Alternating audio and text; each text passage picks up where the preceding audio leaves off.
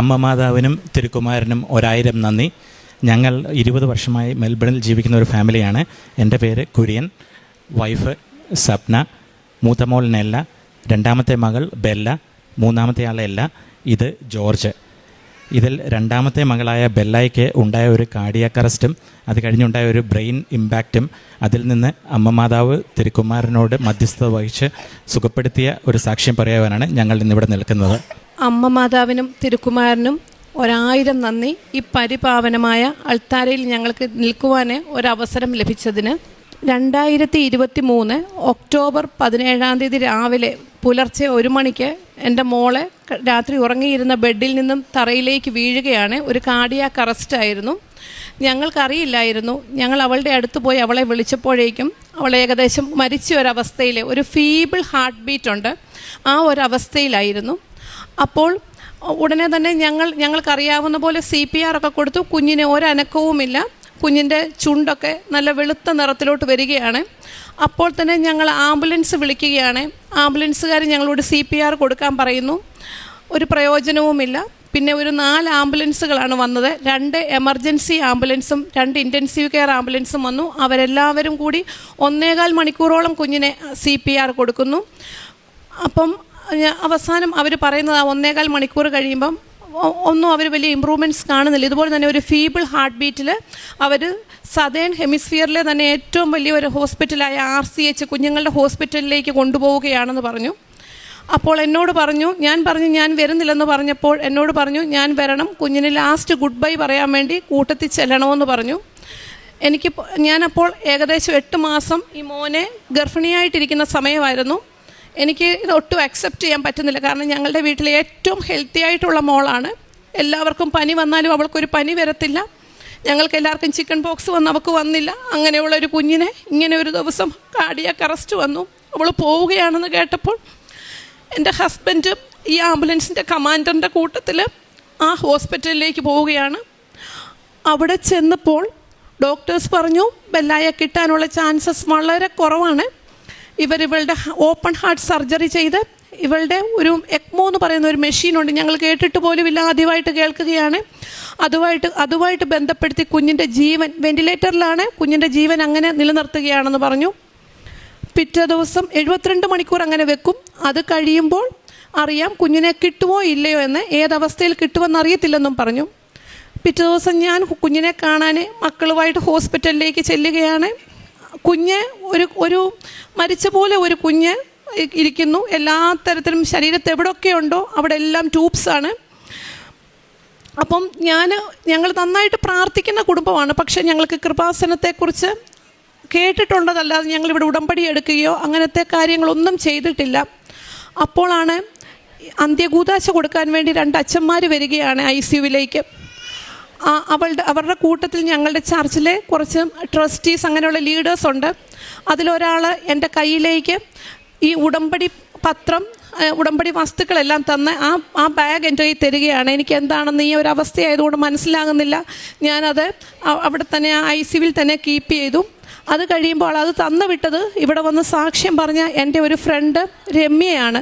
രമ്യ അപ്പോൾ എന്നെ വിളിച്ച് പിറ്റേ ദിവസം ചോദിക്കുകയാണ്, ഈ ഉടമ്പടി വസ്തുക്കളൊക്കെ യൂസ് ചെയ്യാൻ തുടങ്ങിയോ, ഇത് യൂസ് ചെയ്യണം എന്നൊക്കെ പറയുന്നു.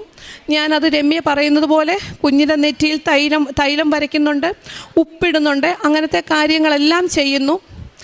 അതെല്ലാം കഴിഞ്ഞിട്ട് പിന്നെ രമ്യ തന്നെ അവിടെ വന്ന് എന്നോട് കൂടുതൽ കാര്യങ്ങൾ പറഞ്ഞു തരുന്നു. രമ്യയുടെ കഴുത്തിലിട്ടിരുന്ന കൊന്ത എൻ്റെ കഴുത്തിൽ ഊരി തരുന്നു, കാശ് രൂപ ഇട്ട് തരുന്നു. ഈ കാര്യങ്ങളെല്ലാം ചെയ്യുകയാണ്. പിന്നെ ഞങ്ങളെ പ്രത്യക്ഷീകരണ പ്രാർത്ഥനയെല്ലാം ചെല്ലാൻ തുടങ്ങുകയാണ്. ഞങ്ങൾക്ക് തിരി തരുന്നു. ഇതെല്ലാം ചെയ്യുന്നുണ്ട്. പക്ഷേ ഞങ്ങൾ ഉടമ്പടി എടുത്തില്ല. ഉടമ്പടി എടുക്കാൻ ഞങ്ങൾക്ക് അതിൽ പറഞ്ഞിരിക്കുന്ന ആ ഒരു നിബന്ധനകളൊക്കെ ഞങ്ങൾക്ക് പ്രാവർത്തികമാക്കാൻ പറ്റുമോ, ഈ അവസ്ഥയിൽ 2 ആഴ്ച കൂടുമ്പോൾ കുമ്പസാരിക്കാൻ പറ്റുമോ, ഇതൊക്കെ ഞങ്ങൾക്ക് സംശയമായിരുന്നു. പക്ഷേ ഇത് കഴിഞ്ഞിട്ട് ഒരു ദിവസം ഞങ്ങളെ ഡോക്ടേഴ്സിൻ്റെ വലിയൊരു ടീം വിളിച്ചിട്ട് പറഞ്ഞു, കുഞ്ഞിൻ്റെ എല്ലാം ബ്രെയിൻ ഡാമേജ് സംഭവിച്ചു, സെൽസ് എല്ലാം ഡാമേജ്ഡാണ്, കുഞ്ഞ് നിങ്ങൾക്ക് കുഞ്ഞിനെ കിട്ടുമായിരിക്കും, പക്ഷേ അവൾക്ക് ഒരു ശേഷിയുമില്ല, കുഞ്ഞ് അന്ധയായിരിക്കും, കുഞ്ഞിന് കേൾവിശക്തിയില്ല, കുഞ്ഞൊന്നും ഇറക്കത്തില്ല, ജീവിതകാലം മുഴുവൻ ട്യൂബിൽ മാത്രം കുഞ്ഞ് ജീവിക്കത്തുള്ളൂ എന്നൊരവസ്ഥയിലേക്ക് പറഞ്ഞു. അപ്പോൾ അതൊന്നും അത് ഇവിടെ ഇപ്പം പറയുന്നതില്ല. ഞങ്ങൾ അന്ന് കടന്നുപോയ, ഞാനന്ന് പൂർണ്ണ ഗർഭിണിയും കൂടെ ആയിരിക്കുന്നത് കൊണ്ട് ഞങ്ങൾക്ക് ഈ കുഞ്ഞുങ്ങളെല്ലാവരും ഉണ്ട്. അപ്പം ഞങ്ങൾ എങ്ങനെയാണ് അതിൽ കൂടെ കടന്നു പോയെന്ന് ഞങ്ങൾക്ക് ഇപ്പോൾ പറഞ്ഞാൽ അറിയത്തില്ല. കാരണം പക്ഷേ ഒരു കാര്യമുണ്ട്, ഈ ഉടമ്പടി വസ്തുക്കൾ എല്ലാം ഉപയോഗിക്കാനും ഒക്കെ തുടങ്ങിയപ്പം തന്നെ മനസ്സിന് ഒരുപാട് തളർന്നു പോകുന്ന ഒരവസ്ഥയിൽ നിന്ന് ഞങ്ങൾക്കൊരു ധൈര്യം കിട്ടുന്നതായിട്ട് തോന്നുകയാണ്. എങ്കിലും ചില സമയങ്ങളിൽ മാനുഷികമായിട്ട് നമ്മൾ തളർന്നു പോവുകയാണ്. അങ്ങനെ ഇരിക്കെ ICUവിൽ നിന്ന് ഈ എക്മോ മെഷീൻ മാറ്റുകയാണ്. എക്മോ മെഷീൻ മാറ്റിയിട്ട് മോളെ 2 വീക്സ് ICUവിൽ ഇട്ടിട്ട്, എന്നാലും കുഞ്ഞിനൊന്നുമില്ല, ഒരു ഫങ്ഷൻസും ഇല്ല. കുഞ്ഞിനെ കാർഡിയോളജി വാർഡിലേക്ക് മാറ്റുകയാണ്. അവിടെ വെച്ച് മാറ്റിയ സമയത്താണ് ഞങ്ങൾ കാണുന്നത് കുഞ്ഞിനെ ഈ ബ്രെയിൻ ഡാമേജ് എന്തുമാത്രമാണെന്നത്. കുഞ്ഞിൻ്റെ ശരീരം മുഴുവൻ കുഞ്ഞിനെ ബെഡിൽ നിന്നും താഴെയാണ് കിടത്തുന്നത്. ബെഡിൽ നിന്നും ചാടുവെന്നും പറഞ്ഞ്, കാരണം പൊളയുവാണ്, ഒരു സ്നേക്ക് കിടന്ന് പൊളയുന്നത് പോലെ കുഞ്ഞ് ബെഡിൽ കിടന്ന് പൊളയുകയാണ്. കാരണം നമ്മൾക്കുണ്ടാകുന്ന ഈ കാലിലൊക്കെ കയറുന്ന മസിൽ, ഇവളുടെ തല തൊട്ട് വിരൽ വരെ മസിൽ ഇങ്ങനെ ഓരോ മിനിറ്റ് ഇടവിട്ട് വന്നുകൊണ്ടിരിക്കും. അപ്പം വേദന കൊണ്ട് ഇവൾ ബെഡേ കിടന്ന് കൈയും കാലും താടിയും ഒക്കെ ഇട്ട് ഒരച്ച് ബെഡിലെല്ലാം ബ്ലഡ് പറ്റുവാണ്. അങ്ങനെ ഇരിക്കുമ്പം ഞങ്ങൾ ഇങ്ങനെ എപ്പോഴും പ്രാർത്ഥിക്കും. ഈ പ്രത്യക്ഷീകരണമൊക്കെ ചൊല്ലി മാതാവിനോട് പ്രാർത്ഥിക്കുകയാണ്. ഉടമ്പടി എടുത്തിട്ടില്ല. അമ്മേ മാതാവേ, കുഞ്ഞിനുള്ള മിക്സ്ചർ, ഒരു കോമ്പിനേഷൻസ് വേണം മെഡിസിൻ്റെ, എന്നാലേ കുഞ്ഞിന് ഹീലിംഗ് കുറച്ചെങ്കിലും വേദന കുറയ്ക്കാൻ പറ്റത്തുള്ളൂ. അപ്പോൾ ഇങ്ങനെ ഒരു ഡിവൈൻ ഇൻ്റർവെൻഷൻ നടന്ന് ഞങ്ങളുടെ കുഞ്ഞിനുള്ള ഒരു കറക്റ്റ് മിക്സ്ചർ ഓഫ് മെഡിസിൻ ഡോക്ടേഴ്സിന് കാണാൻ പറ്റണേ എന്ന് ഏറ്റവും മിടുക്കരായിട്ടുള്ള ഡോക്ടേഴ്സാണ്. 70 വയസ്സിനൊക്കെ അടുപ്പിച്ചുള്ള കൺസൾട്ടൻസിൻ്റെ ഒരു ടീമാണ് ഇവളെ നോക്കിക്കൊണ്ടിരുന്നത്. അപ്പോൾ അങ്ങനെ നോക്കിക്കൊണ്ടിരുന്നപ്പം പയ്യെ ഇവൾക്ക് ഉള്ള മെഡിസിൻ ഒരു 2-3 ദിവസം കഴിഞ്ഞ്, 2-3 ഒരാഴ്ചയൊക്കെ കഴിഞ്ഞപ്പോഴേക്കും ഇവൾക്കുള്ള മെഡിസിൻ അവർക്ക് മിക്സ്ചർ കിട്ടിയെന്ന് പറഞ്ഞു. എങ്കിലും ഇമ്പ്രൂവ്മെൻറ്റ്സ് ഒന്നും കാണുന്നില്ല, ജീവൻ മുന്നോട്ട് കൊണ്ടുപോകുന്നതേ ഉള്ളൂ. അപ്പോഴാണ് ഒരു 1.5 ആഴ്ചയൊക്കെ ആയപ്പം കുര്യൻ ഒരു രക്ഷയുമില്ല, എങ്ങും ഒരു രക്ഷയില്ല, ഒരു ഡോക്ടേഴ്സും പോസിറ്റീവായിട്ട് പറയുന്നില്ല. ഞങ്ങൾ കുര്യൻ പോയി ഓൺലൈൻ ഉടമ്പടി എടുക്കുകയാണ്. എനിക്കെടുക്കാൻ പറ്റത്തില്ല, കാരണം ഫാസ്റ്റിംഗ് ഒക്കെ ചെയ്യേണ്ടതുകൊണ്ട്, പ്രഗ്നൻ്റ് ആയതുകൊണ്ടും എനിക്ക് പറ്റാത്ത കൊണ്ട് കുര്യൻ എടുക്കുകയാണ്. അങ്ങനെ ഓൺലൈൻ ഉടമ്പടി എടുത്തു. അതിൻ്റെ ഇടയ്ക്ക് തന്നെ വേറെ ഒരു ഇതുണ്ടായി. കുഞ്ഞിൻ്റെ ഈ ചെസ്റ്റ് അടച്ചു വെച്ചിരുന്നത് മുഴുവൻ ഇൻഫെക്ഷനായിട്ട് ദേഹം മുഴുവൻ നനയുന്നത് പോലെ പസ് വരികയാണ്. ഒരു ദിവസം ദേഹം മുഴുവൻ ഇട്ടിരുന്ന ഉടുപ്പ് മുഴുവൻ പതഞ്ഞ് ചാടുകയാണ് നെഞ്ചിനകത്തുനിന്ന് പസ്. അപ്പോഴും ഇതുപോലെ ഡോക്ടേഴ്സ് വന്നിട്ട് പറഞ്ഞു കുഞ്ഞിനെ കിട്ടാൻ ഒരു ചാൻസും ഇല്ല, ഈ ഒരവസ്ഥയാണ്, കുറച്ച് സർജറീസൊക്കെ കൂടെ ഉണ്ട്, അതൊന്നും ചെയ്യുന്നില്ല. കാരണം ബെല്ലയിൽ അതൊന്നും ചെയ്തിട്ട് ഒരു കാര്യവുമില്ല. കാരണം ബെല്ലായെ ഓൾമോസ്റ്റ് നിങ്ങൾക്ക് നഷ്ടപ്പെട്ട് കഴിഞ്ഞു. അപ്പം അവർക്ക് വേണ്ടി ഇനി ഒന്നും ചെയ്യുന്നതിൽ കാര്യമില്ലെന്ന് പറഞ്ഞു. പക്ഷേ ഇതെല്ലാം ഇങ്ങനെല്ലാം വരുമ്പോൾ ഞങ്ങൾക്ക് ഈ ഓൺലൈൻ ഉടമ്പടി എടുത്തതുകൊണ്ട് കൂടുതൽ മാനസികമായിട്ട് ധൈര്യം കിട്ടാനും പ്രാർത്ഥനയിൽ മാത്രം അത്ഭുതങ്ങൾ സംഭവിക്കും എന്ന് ഉറച്ച് വിശ്വസിക്കാനും മനസ്സിലിങ്ങനെ നമുക്ക് തോന്നുകയാണ്.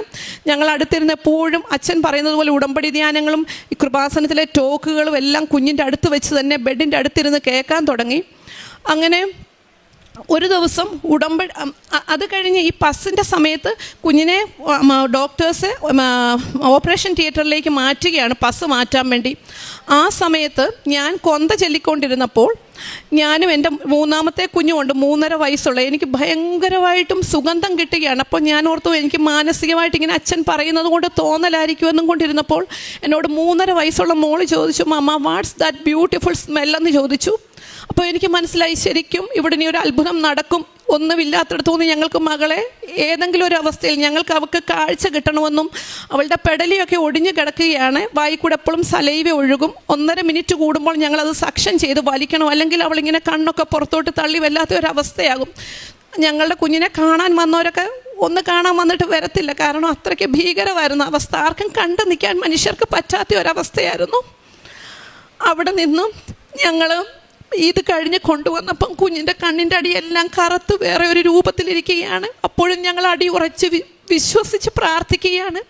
പക്ഷെ ഒരുപാട് പേരിങ്ങനെ ഞങ്ങളെ വിളിച്ച് ഇമോഷണലി ഞങ്ങൾക്ക് സപ്പോർട്ട് തരികയാണ്, തളരരുത്. അങ്ങനതൊക്കെ അമ്മ മാതാവ് ഞങ്ങൾക്ക് വേണ്ടി ഒരു മാലാഖ വൃന്ദത്തെ ഞങ്ങളുടെ അടുത്തൊരുക്കിയ പോലാണ് എപ്പോഴും വിളിച്ചുകൊണ്ടിരിക്കും. അങ്ങനെ ഒരു ചേച്ചി പറഞ്ഞു, വിശുദ്ധ ഗ്രന്ഥം അച്ഛൻ പറയുന്ന പോലെ 1/2 മണിക്കൂറല്ല, ഞങ്ങൾ 1-2 മണിക്കൂർ വിശുദ്ധ ഗ്രന്ഥം വായിക്കും, കാരണം വേറെ ഒന്നുമില്ല ഞങ്ങൾക്ക് ചെയ്യാൻ, കൊന്ത ചെല്ലും. അങ്ങനെ ഇരുന്നപ്പം ഒരു ചേച്ചി വിളിച്ചിട്ട് പറഞ്ഞു, മോളെ വിശുദ്ധ ഗ്രന്ഥത്തിൽ വിശുദ്ധ മത്തായിയുടെ സുവിശേഷം 8-9 അധ്യായം ഇരുന്ന് നീ വായിക്കണം, ഈശോ നടത്തിയ ഹീലിങ്സ് ആണ് അതിനകത്ത് മുഴുവൻ. ഇവളുടെ പോലെ തന്നെ അതിനകത്ത് ഈശോ അന്ധനെ സുഖമാക്കുന്നു, തളർവാദ രോഗിയെ സുഖമാക്കുന്നു. ഇത് ഞങ്ങൾ കണ്ടിന്യൂസ്ലി വായിക്കാൻ തുടങ്ങി, എന്നും വായിക്കും. പിന്നെ ഒരു ദിവസം അച്ഛൻ്റെ ടോക്ക് കേൾക്കുമ്പം അച്ഛൻ അതിനകത്ത് ഇവളുടെ താടിയെല്ലാം മുഴുവൻ പൊട്ടിയിരിക്കുകയാണ്, താടി മുഴുവൻ ഒരച്ചൊരച്ച് അച്ഛൻ പറയുകയാണ്, താടി മുഴുവൻ മുറിഞ്ഞിരിക്കുന്ന ഒരു കുഞ്ഞിനെ അമ്മ മാതാവ് സുഖപ്പെടുത്തുന്നതായിട്ട്. അപ്പം തന്നെ എൻ്റെ മമ്മി ഇവിടെ വന്ന് ഞങ്ങൾക്ക് ഉടമ്പടി വസ്തുക്കൾ കിട്ടാൻ വേണ്ടി മമ്മി വന്ന് ഉടമ്പടി എടുത്തായിരുന്നു. ആ ഉടമ്പടി വസ്തുക്കൾ മുഴുവൻ എൻ്റെ ബ്രദറിൻ്റെ കയ്യിൽ അങ്ങോട്ട് കൊടുത്തു വിട്ടായിരുന്നു. അപ്പം മമ്മിയും ഞാനും ഇത് ഒരേ സമയം കേൾക്കുകയാണ്. ഞാനിത് കേട്ട് ഉടനെ തന്നെ മമ്മിയുടെ കോള് വരികയാണ്. അച്ഛൻ നമ്മുടെ കുഞ്ഞിൻ്റെ കാര്യമാണ് പറഞ്ഞത്. ഞാൻ പറഞ്ഞു, അങ്ങനെ ആയിരിക്കുമോ മമ്മി, നമ്മുടെ കുഞ്ഞിനെ അത്രയൊക്കെ ഹീലിംഗ് നടക്കുമോ ഈ ഒരവസ്ഥയിൽ? അപ്പം മമ്മി പറഞ്ഞു, അച്ഛൻ പറയുന്നത് നമ്മൾ വിശ്വസിക്കണം, വിശ്വസിച്ചാലേ ഇമ്പ്രൂവ്മെൻറ്റ്സ് വരത്തുള്ളെന്നാണ്. ഞങ്ങൾ അങ്ങനെ തന്നെ വിശ്വസിച്ച് പ്രാർത്ഥിച്ചു. അത് കഴിഞ്ഞപ്പോൾ ഞങ്ങളുടെ എൻ്റെ അനിയത്തി വിളിച്ചിട്ട് പറയുന്നു, പഴയ വീഡിയോസൊക്കെ ബെല്ലായെ കാണിക്കാൻ ഒന്നുമില്ല ചെയ്യാൻ. ഞങ്ങൾ ഇങ്ങനെ കിടക്കുന്ന കുഞ്ഞിനെ പഴയ വീഡിയോസ് ഒരു സൈഡ് മുഴുവൻ, അവളുടെ ഇടതുവശം മുഴുവൻ തളർന്നു പോയായിരുന്നു. വലതുവശവും പയ്യെ തളരാൻ തുടങ്ങുകയാണ്. കാരണം കൈയൊക്കെ കമ്പി പോലും വളഞ്ഞിരിക്കുക, നിവർത്തിയാൽ ഒടിഞ്ഞു പോകും, വിരലുകളൊക്കെ പൂ പോലും ഇങ്ങനെയൊക്കെ ആയിരിക്കുന്നത്. അപ്പം അവൾ പയ്യെ മരിച്ച് നമുക്ക് മരണമെന്ന് പറഞ്ഞാലും അത് നമുക്ക് മരിച്ചു പോയി, ഈശോയുടെ അടുത്ത് പോയെന്ന് പറയാം. ഇത് അങ്ങനെയല്ല, അതിലും ഭീകരമായിരുന്നു. അപ്പം അവിടെ നിന്നും ഞങ്ങൾ ഇങ്ങനെ മമ്മി പറഞ്ഞതനുസരിച്ച് അങ്ങനെ തന്നെ വിശ്വസിച്ച് പ്രാർത്ഥിക്കുന്നു. ഉടമ്പടി വസ്തുക്കളെല്ലാം ഈ സമയത്തെല്ലാം പറയേണ്ട കാര്യം, അവളെ തുടയ്ക്കുന്ന വെള്ളത്തിലും അവളുടെ ശരീരത്തുമെല്ലാം ഞങ്ങൾ തൈല്, ഉപ്പ് എല്ലാം കൊടുക്കും. തേൻ മാത്രം കൊടുക്കാൻ പറ്റത്തില്ല, കാരണം മൂക്കിൽ കൂടെ ട്യൂബ് ഇട്ടേക്കുവാണ്, തേൻ നാവി തൊടാൻ പറ്റത്തില്ല. പക്ഷേ ബാക്കി കാര്യങ്ങളെല്ലാം കാശുരൂപം വെച്ച് പ്രാർത്ഥിക്കുന്നു, എല്ലാ കാര്യങ്ങളും നടക്കുന്നു. അങ്ങനെ എന്നോട് ഈ രമ്യയെ വിളിച്ചിട്ട് പറഞ്ഞു, ഞാൻ പറഞ്ഞു, രമ്യയെ അടുത്ത വർഷത്തെ പ്രസിദ്ധന്തിയായിട്ട് കുഞ്ഞിനെ മാതാവിൻ്റെ 8 നോയമ്പിനും വെച്ചിട്ടുണ്ട്. അന്ന് എൻ്റെ കുഞ്ഞിന് കാഴ്ചയുണ്ടായി, പെടലി നേരെ ഇരുന്ന് വീൽ ചെയറെ കൊണ്ടുപോകാൻ പറ്റിയാൽ മതിയെന്ന് പറഞ്ഞു. അപ്പോൾ രമ്യ എന്നോട് പറഞ്ഞു, അവളെ അങ്ങനെ ഒന്നുമല്ല. അപ്പോൾ എന്നും രമ്യ ഇവിടെ ഉടമ്പടി എടുത്ത വ്യക്തിയാണ്. രമ്യ എന്നോട് പറയും, ഒന്നുമല്ല, അവളെ പൂർണ്ണമായിട്ടും അമ്മ മാതാവ് ഹീൽ ചെയ്യും, അവൾ നല്ല മിടുക്കിയായിട്ട് തിരിച്ചു വരും എന്ന് പറയുന്നുണ്ട്. അപ്പം അങ്ങനെ ഇരിക്കുമ്പം ഇവളുടെ പയ്യെ ഇവൾ ചിരിക്കാൻ തുടങ്ങുന്നു, ഒത്തിരി ഇമ്പ്രൂവ്മെൻറ്റ്സ് കാണാൻ തുടങ്ങുകയാണ്. അങ്ങനെ ഡിസംബർ 25 ഡേറ്റ് ഇട്ട് പ്രാർത്ഥിക്കാൻ പറഞ്ഞു. ഡിസംബർ 25 ആയപ്പം അവൾ കംപ്ലീറ്റ്ലി, ഡോക്ടർമാർക്ക് പോലും അതിശയമാണ്, അവൾ നോർമലായി വരികയാണ്. പയ്യെ സംസാരിക്കും, ചെറിയ വാക്കുകളൊക്കെ. പക്ഷേ ട്യൂബ് ഫീഡ് വേണമെന്ന് പറഞ്ഞു. ഞങ്ങളോട് പറഞ്ഞു, മൂക്കിലെ ട്യൂബ് മാറ്റിയിട്ട് അവൾക്ക് സ്റ്റൊമക്കിൽ കൂടെ ട്യൂബ് ഇടാമെന്ന് പറഞ്ഞു. അപ്പം ഞങ്ങൾക്ക് അതുകൂടെ ഒന്ന് മാറിക്കിട്ടണമെന്നായിരുന്നു. പിന്നെ ഒരു രക്ഷയില്ല, കാലെല്ലാം ഇങ്ങനെ ആയി പോയായിരുന്നു, താഴോട്ട് ഇങ്ങനെ തൂങ്ങിക്കിടക്കുക. അതൊക്കെ ഞങ്ങളോർത്ത് വീൽ ചെയറിലാണെങ്കിലും മോളെ കൊണ്ട് നടക്കാം എന്നുള്ള ഒരു ഇതിലായിരുന്നു. അപ്പം ആ കാലിൻ്റെ കാര്യം ഒഴികെ ഈ ട്യൂബാണ് പിന്നെ ഉണ്ടായിരുന്നത്. അപ്പോഴാണ് ഒരു ദിവസം ഇങ്ങനെ വന്ന് അവർ ഞങ്ങളോട് ഇങ്ങോട്ട് പറയുകയാണ് ഓരോ കാര്യങ്ങൾ, ഒരു രക്ഷയില്ലെന്ന് പറഞ്ഞ കുഞ്ഞിൻ്റെ ട്യൂബ് മാറ്റിയിട്ട് നമുക്ക് കുറച്ച് കട്ടിയുള്ള വെള്ളം കൊടുത്തു നോക്കാം. അതവൾ സ്വാളോ ചെയ്യാൻ തുടങ്ങി. പിന്നെ കുഞ്ഞു ഫ്രൂട്ട് പ്യൂരീസ് ഒക്കെ കൊടുക്കാൻ തുടങ്ങി. അതൊക്കെ അവൾ ചെയ്യുന്നുണ്ട്. അങ്ങനെ ആ കാര്യങ്ങളും വന്ന് അവർ ട്യൂബും കംപ്ലീറ്റ്ലി മാറ്റുകയാണ്. അതെല്ലാം കഴിഞ്ഞ് പിന്നെ ഞങ്ങൾ വീൽ ചെയർ വെച്ച് പുറത്തോട്ട് ഇറക്കാൻ തുടങ്ങുകയാണ്. ഇതിൻ്റെ ഇടയ്ക്കൊക്കെ ഒരുപാട് കാര്യങ്ങൾ മെഡിക്കലി നടക്കുന്നുണ്ട്, ഡോക്ടേഴ്സിൻ്റെ ഒരുപാട് ടീംസ് വർക്ക് ചെയ്യുന്നുണ്ട്, എല്ലാം ഉണ്ട്. പക്ഷേ ഞങ്ങളുടെ എല്ലാ കാര്യങ്ങളിലും ഞങ്ങൾ പ്രാർത്ഥനയിലാണ് പൂർണ്ണമായിട്ടും വിശ്വസിച്ച്. പ്രത്യക്ഷീകരണ പ്രാർത്ഥന, ഉടമ്പടി പ്രാർത്ഥന എല്ലാം കറക്റ്റായിട്ട് ചെയ്യുന്നു. ഞങ്ങളുടെ ഹോസ്പിറ്റലിൽ 2 ചാപ്ലൈൻസ് ഉണ്ട്. അവർ ഞങ്ങൾക്ക് തീരുമം ഹോളി യൂക്രിസ്റ്റ് കൊണ്ട് മുറി വെച്ച് തരുന്നു. നമ്മൾ പ്രാർത്ഥിക്കുന്നവരാണെന്ന് കണ്ടു കഴിഞ്ഞാൽ അവരങ്ങനെയെല്ലാം സപ്പോർട്ട് ചെയ്യും. ഞങ്ങൾക്ക് പറ്റുമ്പോൾ ഞങ്ങൾ കുർബാന ഓരോരുത്തർ പോയി പള്ളിയിൽ പോയി കാണും, അല്ലാത്തപ്പോൾ ഓൺലൈൻ കുർബാന വെച്ച് കാണും. 2 ആഴ്ച കൂടുമ്പോൾ ഇടവക പള്ളിയിൽ പോയി കുമ്പസാരിക്കാറുണ്ടായിരുന്നു. അങ്ങനെയെല്ലാം കഴിഞ്ഞ് മോളെ ആ സമയത്ത് തന്നെ ഞാനിങ്ങനെ ഗർഭിണി ആയതുകൊണ്ട് ഞങ്ങൾ കുഞ്ഞിനൊന്നും വരല്ല. കാരണം ഈ ഡോക്ടേഴ്സിൻ്റെ ടീം തന്നെ എൻ്റെ വയറ്റിലുള്ള കുഞ്ഞിനും ഇവർക്ക് അരിത്മിയ എന്ന് പറയുന്ന ഒരു കണ്ടീഷനാണ്. അപ്പോൾ ഉണ്ടാകാൻ പോകുന്ന കുഞ്ഞിനും അങ്ങനെയുള്ള കണ്ടീഷനാണെന്നുകൊണ്ട് എക്കോ, ECG ഇങ്ങനെ എല്ലാം ചെയ്തുകൊണ്ട് കുഞ്ഞിന് വിരിക്കുകയാണ്. അപ്പോൾ ഞങ്ങൾക്കുള്ള ഒരു പ്രശ്നം, ഇവള് കിടക്കുന്ന ഹോസ്പിറ്റലിൽ നിന്നും കുറേ ദൂരെയാണ് എന്നെ കാണിക്കുന്ന ഹോസ്പിറ്റൽ. അങ്ങോട്ട് ഇവൾക്ക് ബോധം വന്നപ്പം തൊട്ട് ഞാൻ എപ്പോഴും അടുത്ത് വേണം. അപ്പം ഇതിന് പോയി കഴിഞ്ഞാൽ ഏകദേശം ഒരു 3/4 ദിവസത്തോളം എൻ്റെ അപ്പോയിൻമെൻറ്റ്സുമായിട്ട് പോകും. അപ്പം ഇവളുടെ ഹോസ്പിറ്റലിന് തൊട്ടടുത്ത് വോക്കബിൾ ഡിസ്റ്റൻസിലുള്ള ഒരു ഹോസ്പിറ്റലിലോട്ട് എനിക്ക് മാറ്റി തരാമോ എന്ന് ചോദിച്ചപ്പോൾ അവർ പറഞ്ഞു, ഇതിപ്പം തീരാറായല്ലോ, ഡെലിവറി നടക്കാറായി, അത് കാരണം ഇനി മാറ്റി തരാൻ ബുദ്ധിമുട്ടാണ് എന്ന് പറഞ്ഞു. അപ്പം എൻ്റെ മമ്മി ഇവിടെ വന്ന് ഉടമ്പടി എടുത്തതാണ്. മമ്മി പറഞ്ഞു, പറഞ്ഞു നിനക്ക് ആ ഹോസ്പിറ്റലിൽ തന്നെ നിൻ്റെ ഡെലിവറി നടക്കും, എല്ലാം വളരെ ഈസി ആയിട്ട് നടക്കും. അതൊന്നും അപ്പോൾ എനിക്ക് വിശ്വാസമില്ല. മമ്മി ഇങ്ങനെയൊക്കെ പറയുന്ന കാര്യങ്ങൾ ഞാൻ പറയാം അങ്ങനെയൊന്നും പറ്റത്തില്ല മമ്മി, അവരിനി ചെയ്യത്തില്ലെന്നല്ലേ പറയുന്നത്. അങ്ങനെ ഇവളുടെ കൂടെ ഒരു ദിവസം രാവിലെ ഞാൻ ഇവളുടെ റൂമിൽ ഇവളുമായിട്ട് നിൽക്കുന്ന സമയത്ത് എനിക്ക് പെട്ടെന്ന് പെയിൻ വരികയാണ്. ഒരു 8:30 ആയപ്പം പെയിൻ വരുന്നു.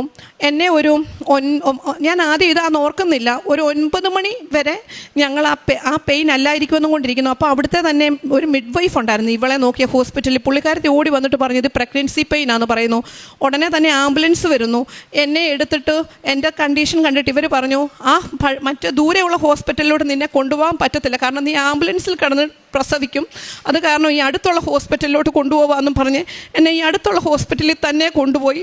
അവിടെ വെച്ച് എൻ്റെ ഡെലിവറി നടന്നിട്ട് ഞാൻ പിറ്റേ ദിവസം തന്നെ എൻ്റെ മോളുടെ അടുത്തേക്ക് വന്നു. മോനെ ഒരു ദിവസം NICU വെച്ചു.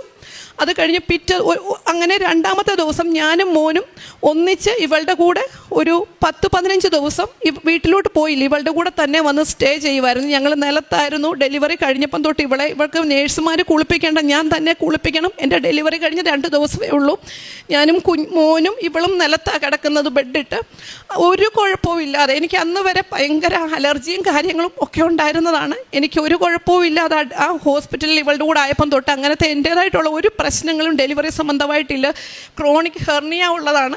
അങ്ങനത്തെ ഒരു പ്രശ്നങ്ങളും ഇല്ലാതെ ഞങ്ങളെ അമ്മ മാതാവ് കാത്തു പരിപാലിച്ചു. അതുപോലെ തന്നെ എൻ്റെ മോളെ സ്കൂളിംഗ് ഒന്നും ഇനി നടക്കുമോ, അവർക്ക് എന്തുമാത്രം ഇൻ്റലക്ച്വൽ എബിലിറ്റി ഉണ്ട്, ഇങ്ങനത്തെ കാര്യങ്ങളൊന്നും അവർക്ക് അറിയത്തില്ലായിരുന്നു.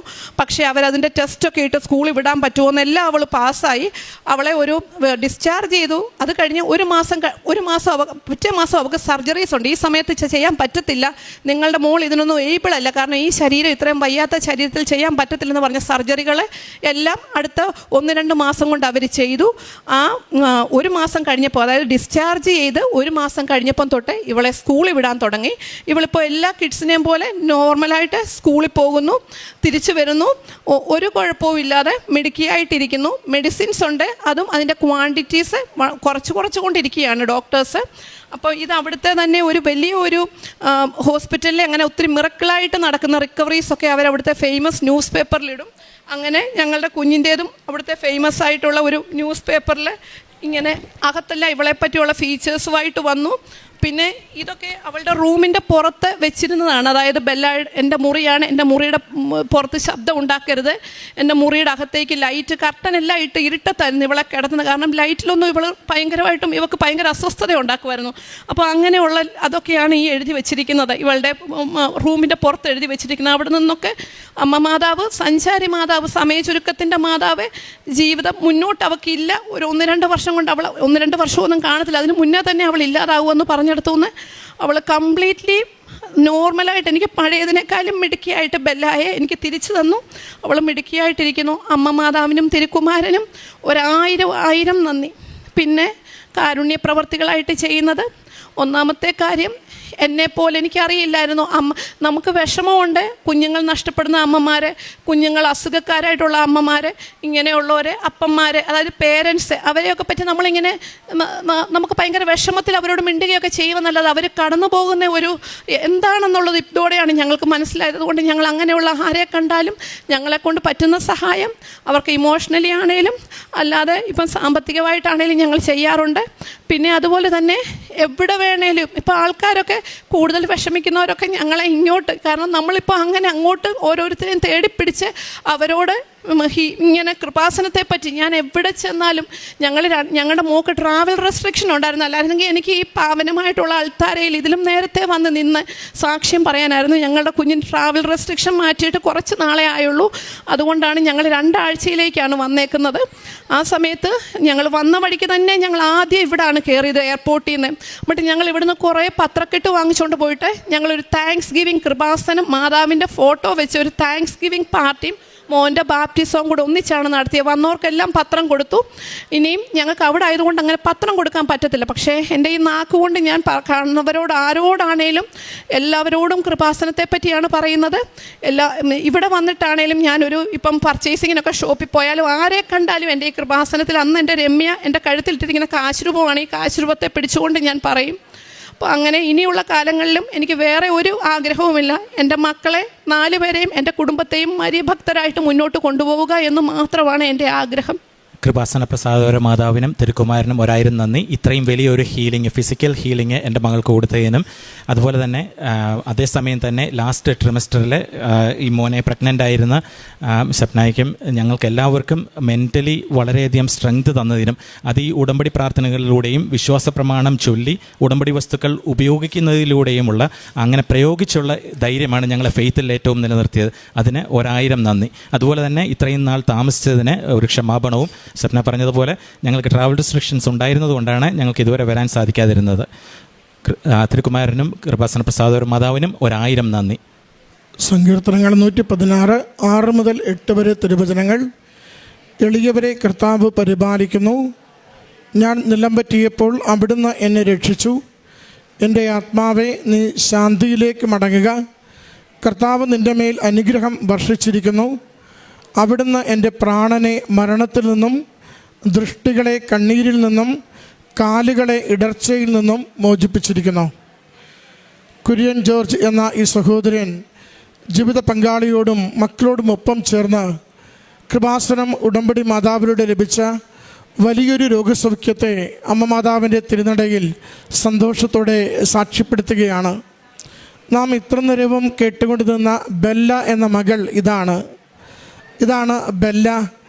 ഈ മകൾ മരണത്തിൽ നിന്ന് ജീവനിലേക്ക് തിരികെ വന്നതിൻ്റെ സാക്ഷ്യമാണ് ഈ കുടുംബം അൾത്താരയിൽ പങ്കുവെക്കുന്നത്. ഒരു ദിവസം അവിചാരിതമായുണ്ടായ ഒരു ബോധക്ഷയം അത് കുഞ്ഞിനെ വലിയൊരു ഹാർട്ട് അറ്റാക്കിലേക്കും ബ്രെയിൻ്റെ തന്നെ ഗുരുതരമായ ഡാമേജിലേക്കും മാറുകയും പിന്നീട് ജീവച്ഛവമായി യാതൊരു റെസ്പോൺസുമില്ലാതെ ഒരു മരുന്നും ചെയ്യുവാനാവാത്ത വിധം കുഞ്ഞ് വല്ലാത്ത മരണത്തിലേക്ക് നിമിഷങ്ങൾ എണ്ണി പോയതിൻ്റെ സാക്ഷ്യമാണ് ഈ കുടുംബം ഈ അൾത്താരയിൽ പറയുന്നത്. അവർ പറഞ്ഞു 1.25 മണിക്കൂർ തുടർച്ചയായി CPR ചെയ്തുവെന്ന്. പിന്നെ ആശുപത്രിയിൽ കൊണ്ടുചെന്ന് എക്മോയിൽ ഇട്ടിട്ടും യാതൊരു പ്രതികരണവും കുഞ്ഞിന് ഉണ്ടാകുന്നില്ലായിരുന്നുവെന്ന്. ഒന്നും ചെയ്യുവാനില്ലെന്ന് ഓരോ ഡോക്ടർമാരും ഓരോ തവണ കണ്ടു കഴിയുമ്പോഴും വീട്ടുകാരോട് അറിയിച്ചു കൊണ്ടിരുന്നുവെന്ന്. അങ്ങനെ മരണം ഉൾക്കൊള്ളുവാൻ പറ്റില്ലെങ്കിൽ കൂടിയും മരണത്തിന് മകളെ വിട്ടുകൊടുക്കണം എന്ന തിരിച്ചറിവിലാണ് ഈ കുടുംബം ആശുപത്രിയിൽ ഓരോ നിമിഷവും ചെലവഴിച്ചുകൊണ്ടിരുന്നത്. അവിടെയാണ് ഉടമ്പടിയുടെ പ്രേക്ഷിത ജീവിതത്തിൻ്റെ പ്രാധാന്യം വരുന്നത്. 3-4 തവണ ഈ സഹോദരി രമ്യ എന്നൊരു പേരിവിടെ ആവർത്തിക്കുന്നുണ്ട്. കൃപാസനത്തിൽ ഉടമ്പടിയെടുത്ത ഒരു മകളുടെ പേരാണത്. ആ മകളാണ് ഈ കുടുംബത്തിൽ അമ്മ മാതാവിൻ്റെ സാന്നിധ്യവും സംരക്ഷകയുമായി കടന്നു ചെല്ലുന്നത്. ആ മകൾ ആദ്യം ഇവരുടെ കുടുംബത്തിലേക്ക് അമ്മ മാതാവിൻ്റെ സന്ദേശം ഇട്ടുകൊടുത്തിട്ട് ഇവരോട് പറയുന്നുണ്ട് ഓൺലൈൻ ഉടമ്പടി എടുക്കുവാൻ നിരന്തരം പറയുന്നുണ്ടെങ്കിൽ കൂടിയും ഒരു തരത്തിലും അത് എടുക്കുവാനുള്ളൊരു മാനസികമായ പക്വത അല്ലെങ്കിൽ വിശ്വാസം, കുഞ്ഞിൻ്റെ ജീവൻ കിട്ടുമെന്ന പ്രതീക്ഷ ഒന്നുമില്ലാത്തത് കൊണ്ട് രണ്ടുപേരും വലിയ സങ്കടത്തോടു കൂടിയാണ് ആ ദിവസങ്ങളിൽ പോകുന്നത്. കുഞ്ഞിന് അന്ത്യകുദാശ കൊടുക്കുവാനുമെന്ന വൈദികരുടെ കൈവശം ഈ രമ്യ വീണ്ടും കൃപാസനം പത്രം കൊടുത്തുവിടുന്നുണ്ട്. അതും ഇവർ തുറന്നു പോലും നോക്കിയില്ല. കാരണം അതിനുള്ള ഒരു മനസാന്നിധ്യം പോലും ഈ മാതാപിതാക്കൾക്ക് ലഭിക്കുന്നില്ല. വീണ്ടും ഒരു പത്രം കൊടുത്തു വിട്ടു, സന്ദേശം വിട്ടു, വിളിച്ചു പറഞ്ഞു ഓൺലൈൻ ഉടമ്പടി എടുക്കുവാൻ, മാതാവ് രക്ഷിക്കുമെന്ന് പറയുവാൻ. അവിടം കൊണ്ട് രമ്യ കാര്യങ്ങൾ നിർത്തുന്നില്ല. അതാണ് ഈ സാക്ഷ്യത്തിൻ്റെ മെറിറ്റ് എന്ന് പറയുന്നത്. നമ്മൾ ഉടമ്പടിയുടെ പ്രേക്ഷിതരായി ഈ ആലയത്തിൽ നിന്ന് പുറത്തേക്ക് ഇറങ്ങുമ്പോൾ അമ്മ മാതാവിനെ അനുഭവിച്ചറിയുന്ന നമുക്ക് വലിയ ഉത്തരവാദിത്തമുണ്ട്. ജീവിതം കൈവിട്ടു പോകുന്നവർക്ക് അമ്മയുടെ കരങ്ങളിൽ ഏൽപ്പിച്ചു കൊടുത്തുകൊണ്ട് ജീവിതം തിരികെ കൊടുക്കുവാനായിട്ട്. അത് ഉടമ്പടിയുടെ ഉത്തരവാദിത്തമാണത്. നമ്മൾ നമുക്ക് വേണ്ടിയും നമ്മുടെ കാര്യങ്ങൾക്ക് വേണ്ടിയും അത് കിട്ടാൻ വേണ്ടിയുള്ള പ്രാർത്ഥനക്കാരായി അമ്മയുടെ ഉടമ്പടി എടുക്കുന്നവരല്ല, മറിച്ച് അമ്മ ഈ ആലയത്തിന് പ്രത്യക്ഷപ്പെട്ടത് ലോകത്തിൽ ആരൊക്കെ ഏതൊക്കെ തരത്തിലുള്ള ദുരിതങ്ങൾ അനുഭവിക്കുന്നുവോ ആ ദുരിതങ്ങളെ ഏറ്റെടുത്ത് അതിന് സമാധാനവും പരിഹാരവും കൊടുക്കുവാനാണെങ്കിൽ ഉടമ്പടിയെടുത്ത നമ്മളുടെ ഉത്തരവാദിത്തമാണ് ഈ ദുരിതങ്ങൾ പിടിക്കുന്ന അമ്മയുടെ അരികിലേക്ക് ദുരിതങ്ങളിലായിരിക്കുന്ന വ്യക്തികളെ കൊണ്ടുവരിക എന്നത്. അതുകൊണ്ടാണ് അടുത്ത ദിവസം രമ്യ വിളിച്ച് ചോദിക്കും, ഓൺലൈൻ ഉടമ്പടി എടുത്തോ, ആ പത്രമൊന്ന് വായിച്ചോ, അമ്മയോടൊന്ന് പ്രാർത്ഥിച്ചോ? വീണ്ടും ഇവർ പറയും, ഒന്നൊന്നും നോക്കാൻ പറ്റിയില്ല, ഞങ്ങൾ ഡോക്ടർമാർ നിരന്തരം വന്ന് കൊച്ചപ്പം മരിക്കുമെന്നിങ്ങനെ പറഞ്ഞുകൊണ്ടിരിക്കുകയാണ്. രമ്യ വീണ്ടും വിടുന്നില്ല. വീണ്ടും രമ്യ ഇവിടെ ആശുപത്രിയിലെത്തുകയാണ്. ആശുപത്രിയിലെത്തി നേർച്ച വസ്തുക്കൾ കൈമാറുകയാണ്. എന്നിട്ട് ഇവരോട് പറയുന്നു, കുഞ്ഞ് കിടക്കുന്ന ബെഡിൽ ഈ ഉപ്പൊന്ന് വിതറിയിടുക, ഈ കുഞ്ഞ് കിടക്കുന്ന ബെഡിൽ ഉപ്പൊന്ന് വിതറിയിടുക, എന്നിട്ടൊന്ന് ഓൺലൈൻ ഉടമ്പടി എടുക്കുക. മാതാവ് ഇടപെടും, മാതാവ് ഇവിടെ വരും, നിങ്ങൾ മാതാവിനെ വിളിച്ചോ, മാതാവ് സഹായിക്കുമെന്ന്. ഉടനെ സഹോദരി പറഞ്ഞു, 8ാം മാസം ഗർഭിണിയാണ്, ഉടമ്പടി നിബന്ധനകൾ പാലിക്കാൻ പറ്റില്ല, ചേട്ടൻ അതുകൊണ്ട് ഉടമ്പടി എടുക്കാമെന്ന് അവസാനം രമ്യയുടെ നിർബന്ധം മൂലം തീരുമാനിച്ചു. ശരിക്കും അതാണ് ശരി. രമ്യ പിടിവിടാതെ കൂടെ നിന്ന് ഉടമ്പടി എടുക്കുന്ന നിർബന്ധിച്ചത് കൊണ്ട് ചേട്ടൻ അവസാനം ഉടമ്പടി എടുക്കുന്നു, ഓൺലൈൻ ഉടമ്പടി ജീവിച്ചു തുടങ്ങുന്നു. കുടുംബം പറയുന്നുണ്ട്, ഉടമ്പടി എടുത്തടുത്ത നിമിഷം മുതൽ മകൾക്ക് മാറ്റങ്ങളാണ്, മകൾക്ക് ചെറിയ അനക്കങ്ങളാണ്, മകൾക്ക് വേണമെന്ന് പറയുന്ന വലിയ ഓപ്പറേഷനുകൾ വേണ്ടെന്ന് പറഞ്ഞ് മാറുകയാണ്.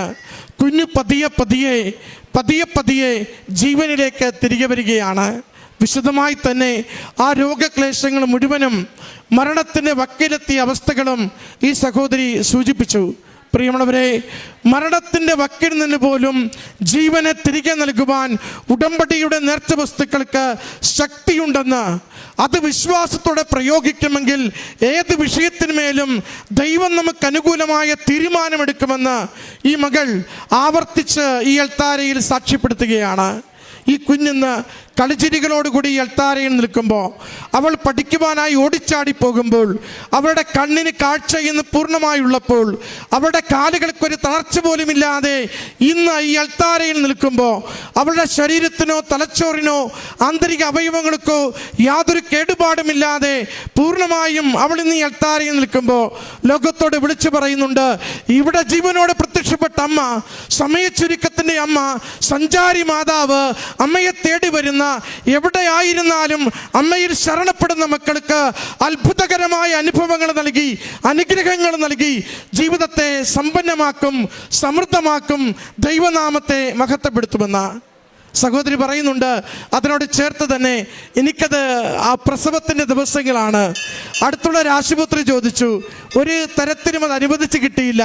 അവസാനം എനിക്ക് വലിയ ലേബർ പെയിൻ വന്നപ്പോൾ ആദ്യം കണ്ടുകൊണ്ടിരുന്ന ആശുപത്രിയിൽ പോകാനാവാത്ത സാഹചര്യം വരികയും ഞങ്ങൾ ആഗ്രഹിച്ചിരുന്ന അടുത്തുള്ള ആശുപത്രിയിൽ പ്രസവം നടത്തുകയും പിറ്റേ ദിവസം മുതൽ കുഞ്ഞിനോടൊപ്പം ചേർന്നിരുന്ന് കുഞ്ഞിനെ ശുശ്രൂഷിക്കുവാൻ എനിക്ക് സഹായം ലഭിക്കുകയും ചെയ്തുവെന്ന അമ്മയുടെ ഒരു കാര്യം പറഞ്ഞാൽ മതി, ഒത്തിരി വിശദീകരിക്കേണ്ട.